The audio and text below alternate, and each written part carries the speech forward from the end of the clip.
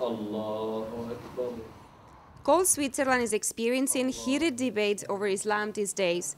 The conservative Swiss People's Party has forced a binding referendum to ban the construction of new minarets in the country.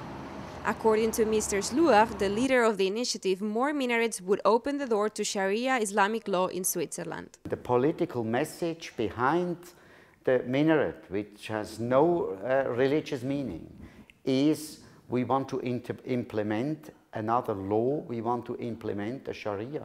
We do not accept another right in Switzerland. The Swiss right was not coming from heaven or was implemented by a dictator or something like that.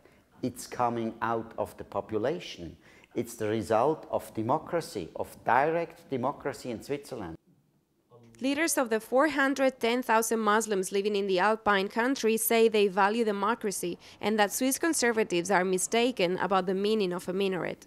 I think it's the expression of the relationship between man and God, and in the architecture you can only express it that way, in the vertical way, and to tell the people that it opens the door to Sharia right, it's only to mobilize the fears of the people.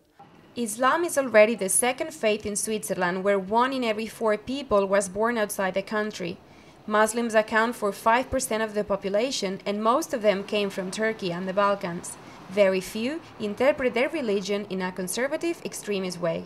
Most of the Muslim people of Switzerland don't define themselves through religion. Religion is for them the same thing than for any Christian or Jewish citizen of that country. They don't even talk about it because it doesn't play the main identity role for them than the fact to be a citizen and to have rights. There are about 180 praying centers for Muslims in Switzerland, but only 4 have minarets. Yet, the emotions they have triggered are widespread and run deep. The Swiss Federal Commission Against Racism says the posters are discriminatory. It's nothing illegal on that poster, nothing offending on that poster. It's a poster which shows the reality, and it seems that a very lot of people understand this reality. I feel it's cheap. I find that it is not the decent way to deal with people of other religion and show respect to their religion. They are misusing religion for politics. When I saw that image, it made me think to the posters of the 30s you saw in Austria and in Germany. It is the same method, the same colors, the same very singular scripture, and the same offensive way to give a message. The Catholic Church of Lichtal, a town near Basel, recently unveiled an exhibition about the latest religious buildings in Switzerland.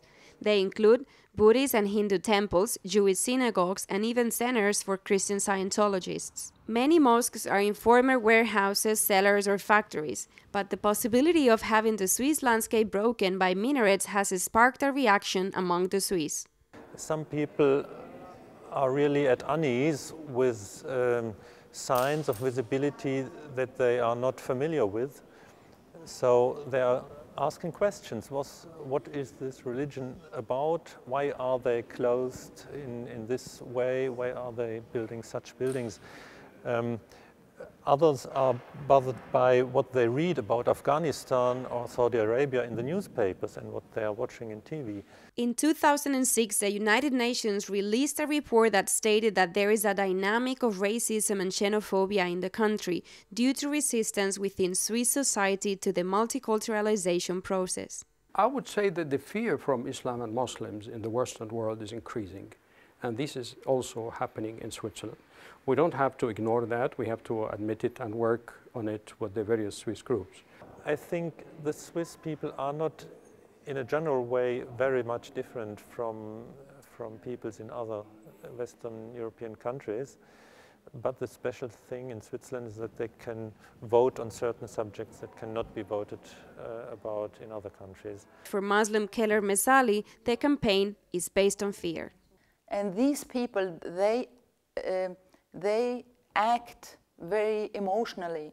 So I think it's a lot of these people in the, who like the ideas of that party, because that party knows also how to talk to their feelings. Do you want your arm to be cut? Do you want your body to be stoned? Latest polls show that the initiative to ban minarets in Switzerland will fail and get just 30 to 40% of the votes, but it's unlikely to be the end of the debate.